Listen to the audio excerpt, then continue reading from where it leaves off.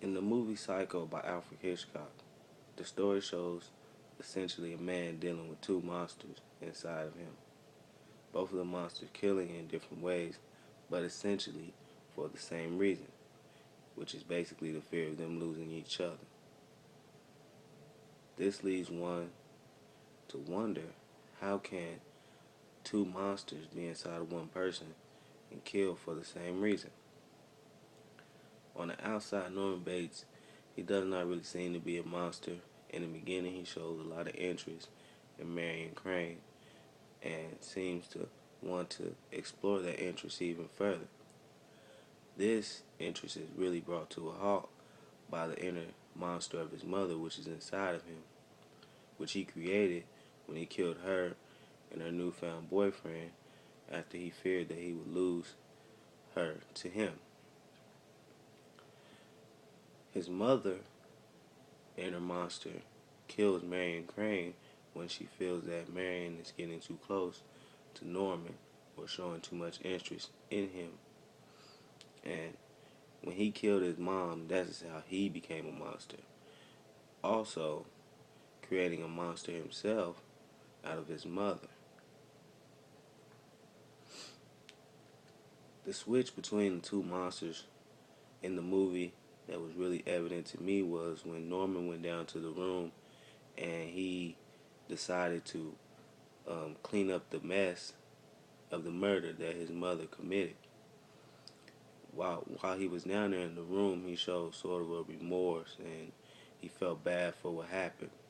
And then if you fast forward to the next scene where he's pushing the car into the swamp, you see sort of a happiness, a cold detachment from Marion Crane that you really shouldn't see in Norman's monster, because he really liked Marion Crane and you could see it.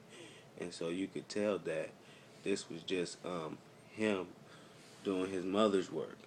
You know, it was his mother's inner monster that made that happen. Another thing about it is that Norman, he really does not seem to be a monster, you know, but because he doesn't show those psychological traits that a monster would show. Like, he's not psycho, but his mother, on the other hand, she is psycho because because of the way she kills with the knife and how she goes about it real recklessly, stabbing her victims. And these are the characteristics of a psychopath, you know. And Dr. Kill, in chapter 13 of the book on Monster, explains that psychopaths just don't care. And I believe that this was the reason it was so easy for him to switch from the inner monster of himself to the inner monster of his mother, and which really led to her ultimately winning at the end, because she was essentially a stronger monster than him. And that's why at the end of the movie, he was stuck in the mode of his mother, and in the monster mode of his mother, not himself, because at the end she ultimately won, beating him on the inside. And overall, I think it was a great movie. You know, I really saw deeper into it, and it really kind of reminded me of, like, I don't know if it was Frankenstein or what, but like ultimately Norman created this monster, and the monster was his demise.